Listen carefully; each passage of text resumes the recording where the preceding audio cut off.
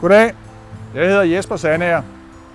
Jeg er uddannet skovfoged, og jeg har en stor del af mit liv brugt på at fælde træer og færdes i det danske skovbrug.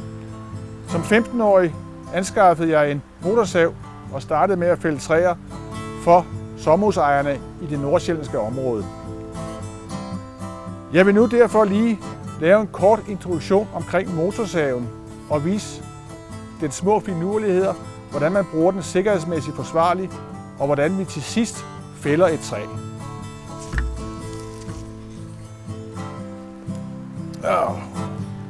Der er jo dejligt herude i skoven. Det er rart.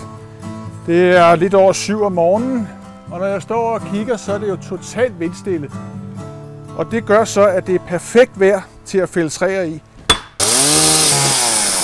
Inden man går i gang med skovning, tjekker man, om kæden er i orden. Den skal jo være skarp.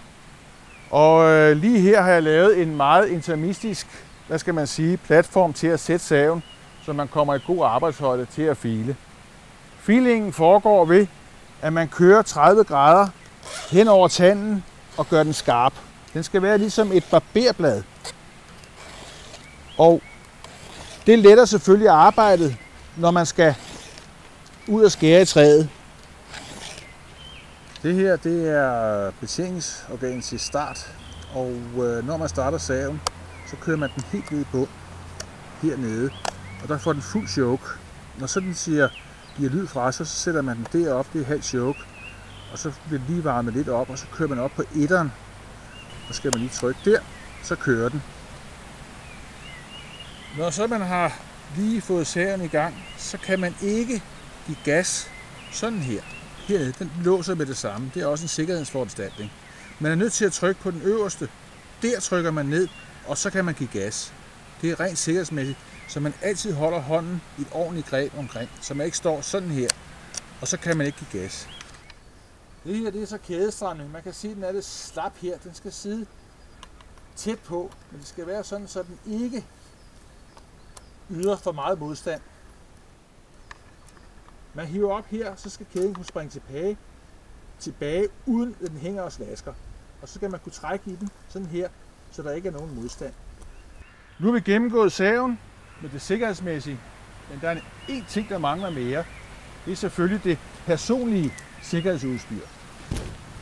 For når man går herude, så kan det jo stadigvæk gå galt, når man går og skærer med tingene. Derfor er vi udstyret som skovfolk med, at vi altid har sikkerhedsstøvler på. Vi starter fra neden med støvler eller sko. De skal være med stålnæser. Der ligger jern herude, så man ikke får savet sig igennem fødderne. Længere op kommer sikkerhedsbukserne. Sikkerhedsbukserne her, de består indvendigt nedefra og helt op her af et indlæg af en form for nylon.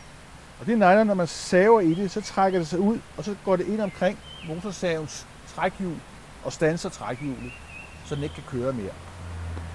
Man går altid med handsker, når man arbejder, og så har man selvfølgelig hjelmen.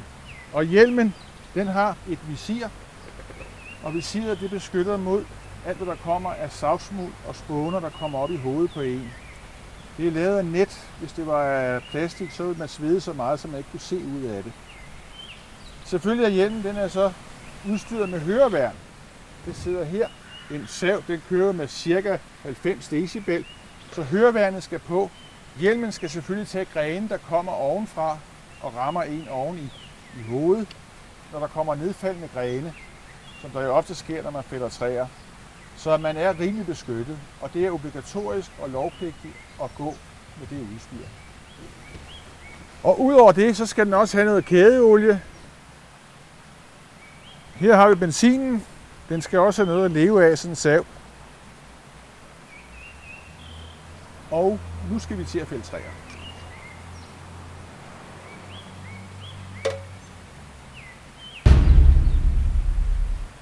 Simpelthen tager herop, og så lader man saven dumpe. Og man skal altid gøre det. Man må aldrig gøre sådan her. For det øjeblik, du gør det der, så går den ind i benet og saver benet over. Altså altid sådan her. Og nu viser jeg det lige. Trækker her, lader saven dumpe.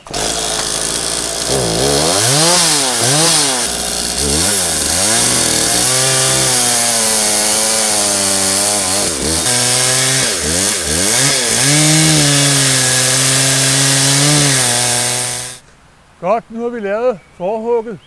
Og nu kan vi så gå ned her. Det er sådan en gammel skovløbertricks. Så kigger man hernede, hvor forhugget er lavet. Der er 2 punkter, de 2 yderste, de bestemmer faldretningen. Og så gør man sådan her med hænderne, så kigger man den vej ud og følger ud, og så ser man, det passer, om det kan snige sig forbi de grene derop og lægge sig ned.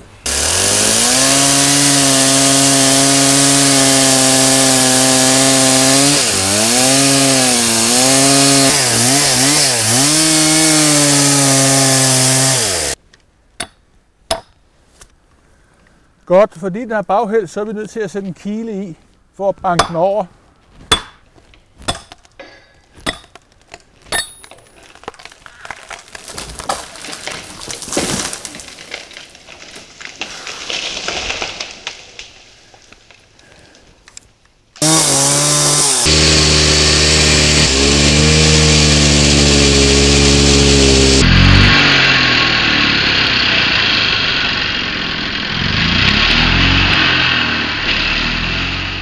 Det er måden at fælde træer på.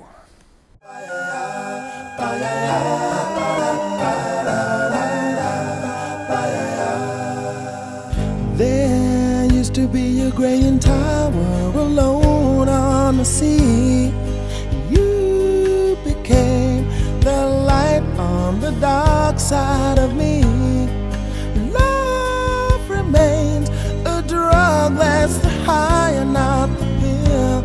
Did you know that when it snows, my eyes become large and the light that you shine can't be seen?